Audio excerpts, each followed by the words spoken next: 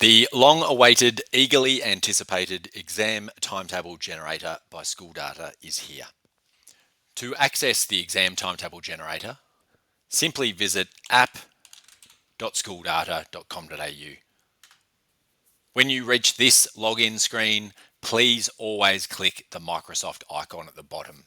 Remember, for your security, never enter a password into the School Data site unless you have set up multi-factor authentication.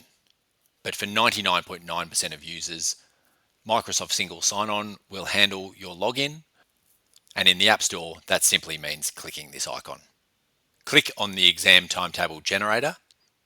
Now bear in mind, as we are releasing quite a few apps in quick succession, tile placement might shift a little.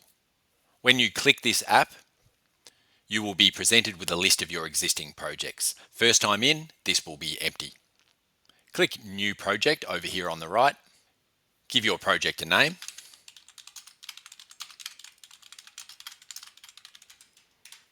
And optionally a description.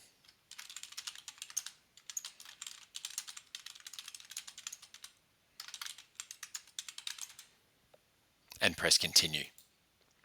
You will be asked to select a version 10 TFX file to upload. Why a TFX file? Well, at School Data, we believe that if a class appears in your timetable, it's eligible for an exam. If it's not in your timetable, it's probably not.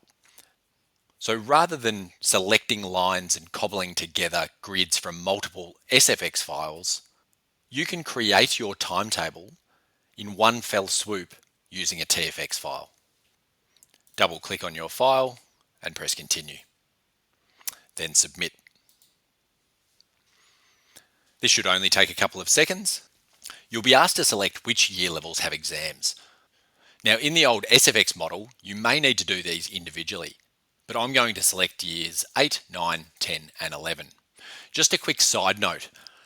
Let's say your year 11s have their exam period from November 10 to 15 and your year 8s have theirs starting on November 18. So there's no overlap.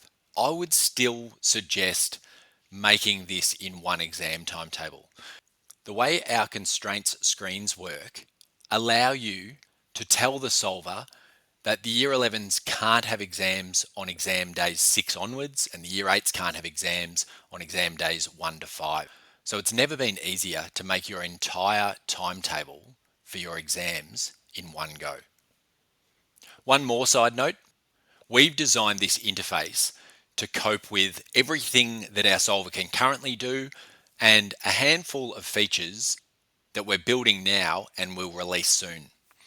So not every button that you see on the screen will be entirely relevant just yet, but I'll talk you through the ones that are.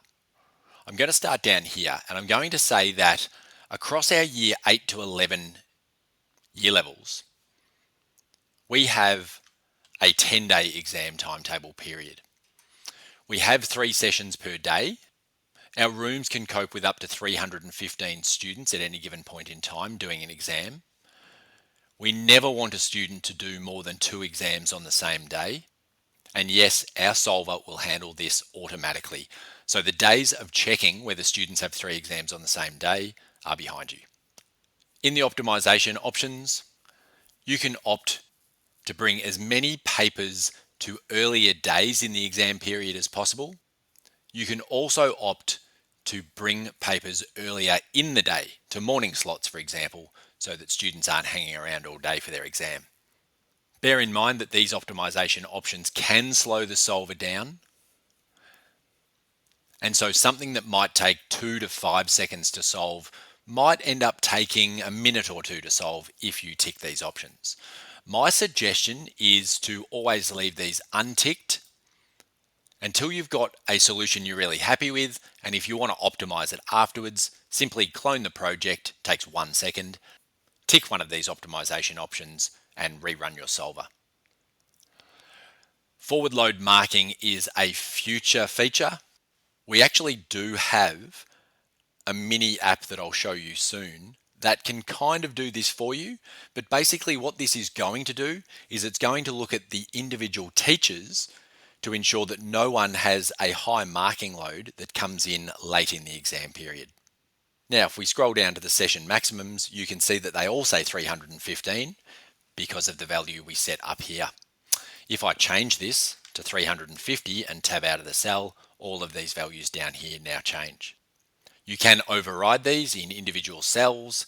Say you know that on day 3, session 3, the gym is going to be out of action and you only have 150 seats in that session, you can change that value to 150. Okay, this screen looks pretty good, so let's press next and go to the subject selection screen.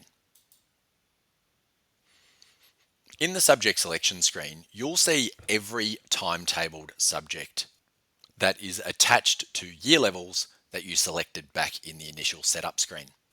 You can tick the subjects that have exams individually, or you can tick all, or maybe you'd like to type something into the filter like year 11 and then tick all. You can see that 41 subjects have been selected out of 141 in total. I'm going to clear this filter and have a look what's happened. If we scroll down below the year 11 subjects, nothing is ticked. So you get the idea here. I'm going to very quickly untick vet subjects and vocational subjects and a few other things that are here. I'll do this behind the scenes so that you're not watching me go through 141 rows individually. Okay, and here's one we prepared earlier. What you'll see is that I've ticked basically every year 11 subject except for pastoral and studies and vets and things like that. I've ticked the same at year 10. At year 9, I have ticked their electives and core subjects. And at year 8, we have only ticked English, 2 humanities options, maths and science. So I'm going to press next to second exams. Do you remember how difficult it's been to create a second exam for a subject? In the school data exam timetable generator, if your year 11 maths subjects have 2 exams, you simply need to tick them in the second exam screen. Does anything have 3 exams? If you're at an IB school, this may well be the case. For the sake of this demonstration, I'm going to say that year 11 specialist maths has 3 exams. Now I'm going to press next and we go to the join constraints page. I would suggest that it's quite rare that you will have subjects that must be joined together. One example might be you want all your year 10 students to sit their maths exam at the same time. Another common one at years 11 and 12 might be product design, where students are allowed to select product design wood or product design textiles, for example, but they sit the same paper and therefore they must have their exams scheduled at the same time. Scenarios I've heard about that I would argue are not great candidates for a join constraint are where you might say, oh, I don't think anyone does physics and PE, so let's join them. I would urge you not to fall into the trap of doing the solver's work for it. The solver will know whether subjects can be joined because students don't do both. And so trying to guess is unnecessarily adding complexity to the task the solver is doing. At this school, students can only do one of year 8 geography or history at any point in time. They're semester based. And let's say year 8 classes are continuing during the exam period, so they want to have the minimum number of slots and they definitely want geography and history joined at the same time. So I'm going to tick them both and I'm going to press add join constraint and it's added down here. Let's add one more common one. Let's say year 9 maths and year 9 numeracy have no common students and they also must be scheduled at the same time. Let's press next and go to day constraints. Now this is one that might need a little bit of an explanation. Day constraints allows you to set a minimum number of days between exams. Where might you use this? Well, if you don't want to allow the 2 methods papers to be on the same day, we need to tell the solver this. The minimum days between can be 0. It simply means they can't be on the same day. If you typed 1 in here, it would actually mean we need 1 full day gap between these papers. So 0 just means they can't be on the same day, but we don't need a day gap between. Let's do the same for general maths, which also has 2 papers. And Spec actually has 3 papers. We don't want any of these on the same day as each other. Let's press next and we'll go to tag lists. Once again, this is a new concept, so let me explain. Tag lists allow you to create groups of students who you want to keep from having an exam at a particular time. I'll give you 2 really common examples. The first one is especially relevant in semester 2. We have a year 8, 9, 10 and 11 exam period here, and some of your year 11 students are going to be doing year 12 psychology. Now this filter by field over here is going to look in your students table. Basically, it's going to look at the student class data in your timetable file. Now specifically, we're almost always going to want to look at the student lessons field in here. And we're going to want to find classes that have the code PY033. And we want to look at both of these classes. I'm going to create this tag list. And what you can see here is there are 46 students in total who do year 12 psychology. And if we look at the list, you'll see that most of them are year 12 and they're not going to affect this, but there are definitely some year 11s lower down in the list. Now, these year 11 students actually do 19 exams. So you immediately develop the understanding that this might not be feasible to keep all of these exams off the day that the year 12 psych exam runs, but the solver will give you the best possible result. That is, it will allocate the fewest possible exams on that day, the day that the year 12 psych exam runs. Just one more common scenario. Let's say your football team are likely to make the final and the final is during the exam period. Again, assuming you have a football class in the timetable, you can select student lessons. And let's say it's your year 10 football team here. We'll create this tag list. And you can see here that there are 22 students in that list and they have 30 exams. So once again, it's not going to be easy to keep them off an entire day, but maybe it's just sessions 2 and 3 on a given day that you want to keep them away from having an exam. Another common scenario might be if you have vet and vet still runs during the exams, you could create a tag list for your vet students. Let's go now to on-off constraints, and one of the things we'll do here is we'll actually use these tag lists, but we won't do that immediately. The first thing we will do is we'll set some really common and important on-off constraints.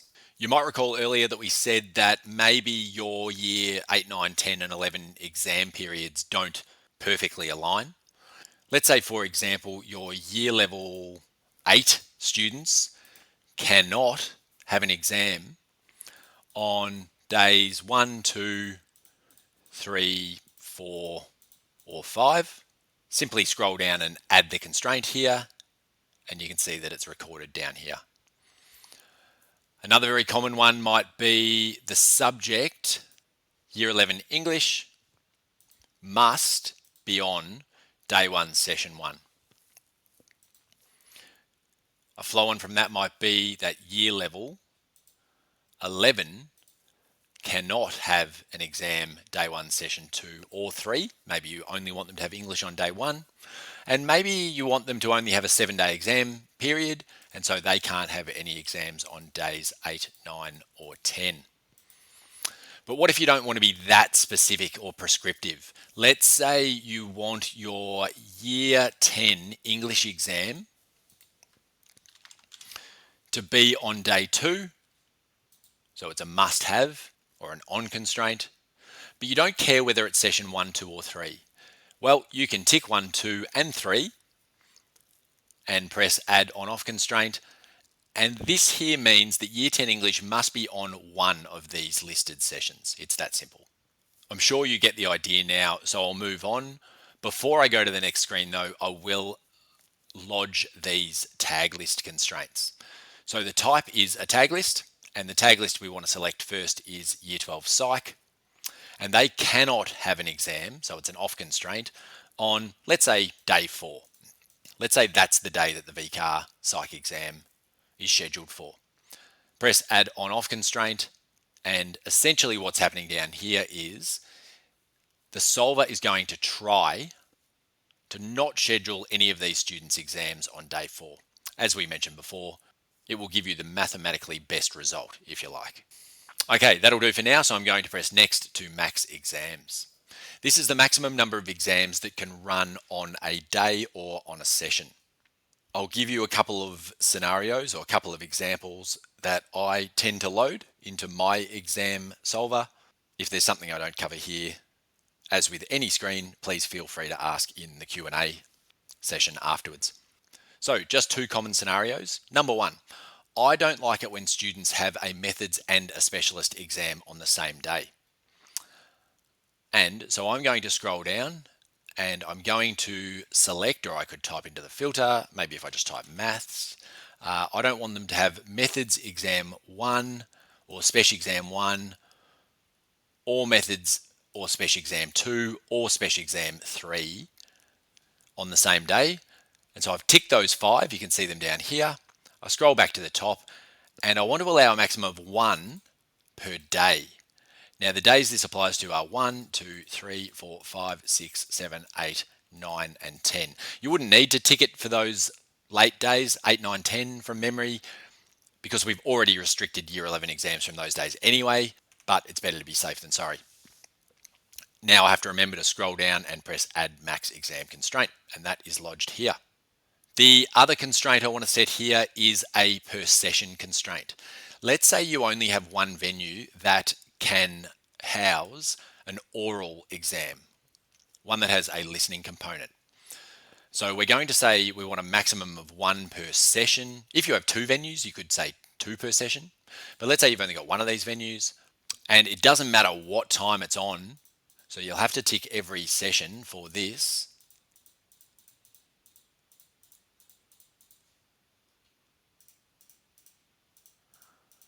And the relevant subjects are French, Italian, and music. I'll just clear this filter here, and you can see them all listed here. And if we lodge this max exam constraint, you'll see down here that it says maximum 1 per session. Okay, now I'm going to press Next and go to back-to-back exams. You're going to find over the course of your journey with us that we are constantly adding new constraint types, new features, and so on that we know for a fact no other program can cope with. Back-to-back constraints is just one of those. Say you have a list of students who require extra time. You can simply import a CSV, and if I hover over this information tile here, it'll tell me exactly what to do in the top right corner. It says upload a CSV with student codes in column A and scores from 1 to 9 in column B. And much like the tag list constraint, the solver will do whatever it can to ensure that these students don't have a back-to-back exam. Once again, it prioritizes your other hard constraints, we'll call them, first. And this means that depending on the size of your list, it may not be possible to entirely prohibit students from having back-to-back exams, but once again, you'll get the best result that's mathematically possible. If you know the students' codes and there's only 1 or 2, you can type them in as well. Next is solution lock. Let's say we get you a solution here and you love 70 or 80% of it, but there are just a small handful of things you'd like to try to change. You can import the solution CSV, and you'll know what that is very shortly when we show you. And when you import that CSV, you'll get a list of all the exams in that solution. You can tick the ones you want to lock, untick a handful, launch the solver, and we'll see how to do that in just a second, and you'll get a new solution. Just bear in mind that the more flexibility you have in your structure, the better your solution will likely be. And so if you are locking 70, 80, 90% of your exam timetable, there is a chance that there won't be too many other solutions that meet all of your other constraints and needs. And so, of course, we would suggest only locking what you absolutely need to leave in place before rerunning the solver. Speaking of rerunning the solver, let's press Launch Solver. Let's see how we go.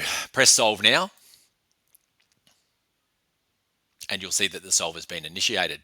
If we press OK, we get thrown back to our list of projects, we get a notification, and if you hover over the bell up here, it will actually give you some more information about that notification.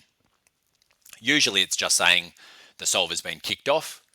Check back here in a few seconds and you should see some results. Now in this version, you will need to refresh. And when you refresh here, you can see that my School Data College exam project is running over here. If we press refresh again, 5 seconds later, you can see it's ready. So it was really very quick. Now, if I press this arrow here, and you don't have to, by the way, but if you press this arrow here, you will see a list of files down here that have been generated as part of the solving process. But that's not what we're looking at right now. We want to have a look at the results, and we want to see them in a nicely laid out user interface. So I'm going to press anywhere in the row to tick this row. And now up here in these icons here, I am going to press View Project in just a second. Before I do, you'll notice this copy icon here. If you have created a project and you want to test some variations, you can simply clone the project and you'll have a copy. You could clone a project 5, 10, 15 times if you want to test 15 different scenarios, and you can run the solver each time. But for now, let's say we're happy with our constraints, and so I'm going to press View Project. This will bring you to our validation app. The validation app tells us that a solution was generated, it is optimal, no clashes have been detected. That's a great start. Let's press Next and go to the solution summary. The solution summary gives us a preview of our exam timetable down here, and we can scroll down and see all the subjects listed there. You can see that 79 exams have been scheduled across 10 days in 29 sessions. If we press the subjects tile, it simply tells you which subjects were allocated an exam and how many exams they were allocated. And so you can see here that General Maths has been allocated 2 exams. Scroll back to the top. Constraints gives you a list of your constraints that you lodged. The joint exams, the day constraints, the scheduling constraints, and student clashes would give us a list of clashes if there were any. If we press Download Solution, you'll notice that it has generated an exam solution CSV for you. Here's what that looks like. It simply has a list of your subjects, days, sessions. Everything in this app is allocated into the School Data exam room. It will respect your maximum students per session constraints, but it is worth being aware that in this first version, our exam roster generator handles rooming. More on that in our upcoming exam roster webinar. It also has the exam name and the number of students in that exam. Okay, let's press Next and analyze the constraints in a little bit more detail. And this is really fascinating. You can see that of the 9 constraints that we had in total, 8 were met and 1 was violated. The one that was violated was Year 12 Psych not being on day 4, and it says that Studio Arts was placed on day 4, or art making and exhibiting, as the case may be. That's not a bad result, I'm sure you will agree. Down here you can see that no student has more than 2 exams on the same day. We didn't need to do anything manually, that happened automatically. Let's press Next, and this is pretty exciting. The next screen is called Generate Timetables. If we press Generate on the master exam timetable, you can see it's preparing this. And here is a preview of the exam timetable. And simply by pressing Download PDF, you'll get something that looks like this. Yep, you can also do this by year level. If I press generate, you can see that it has successfully generated 4 year level based timetables. If we click on the year 10 one, you can see it only has year 10 exams in here. And the pièce de résistance, if we click next and go to export student files, you guessed it, if we press this button, the system automatically generates for us an SFX file that can be plugged directly into an exam TFX, and in a matter of minutes, you will have a fully working exam timetable. Let's very quickly take a look at this student options module that it generates for us. If you go to student details, it has all of the students in here, basically anyone it found in the relevant year levels in your timetable file. The option details have all of your exam subjects, and you can see here that there are duplicate names, but that's fine. This is just because Year 11 General Maths has 2 exams here, X1 and X2, Spec has 3, and Methods has 2. If we go to preferences, you can see that every student has all their exam preferences listed here. If a student does Spec, they have all 3 of them listed. If they do Methods, they have both of those listed, and it'll be the same for General as well. No creating mock subjects, copying preferences, copying class lists, anything like that. It is all done automatically for you. If we go to the grid, your student grid is made for you as well, and you can see all the exam lines here. And of course, every other report in here is automatically generated for you as well. Not enough, I hear you say. You want more? Well, we have more for you. Here are the steak knives.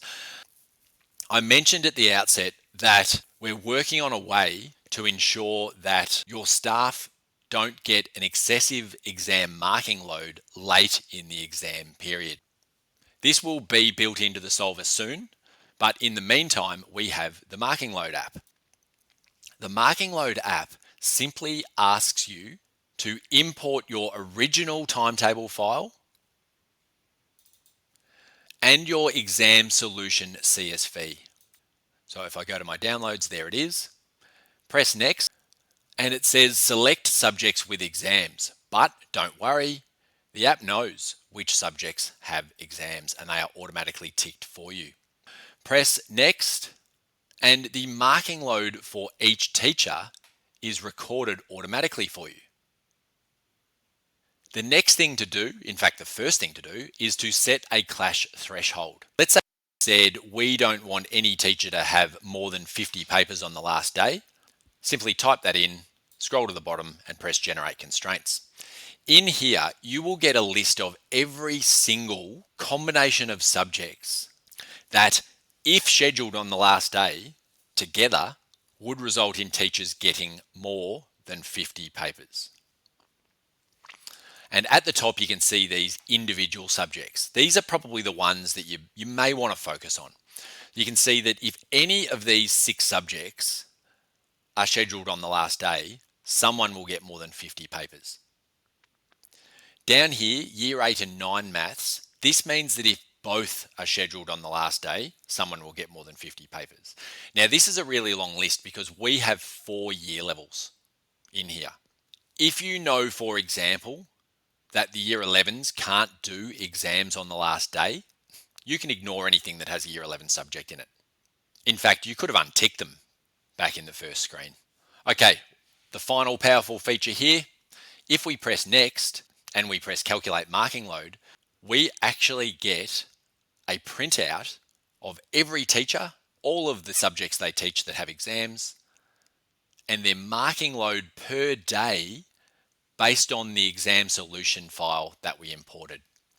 Some schools will use this to add a handful of constraints to ensure that certain teachers don't get heavy marking loads towards the end of the exam period. Scroll to the bottom and you can export this daily load as a CSV. There is actually one more app to show you. It is not here in the App Store at the time of recording this video, but I think that by the time this airs, it will be in here. Have a look at this one. And by the way, I meant to mention in the previous app that you can download and read a user guide if you need, but we think the instructions are pretty self-explanatory. Once again, same deal, upload your academic timetable file and upload your exam solution CSV.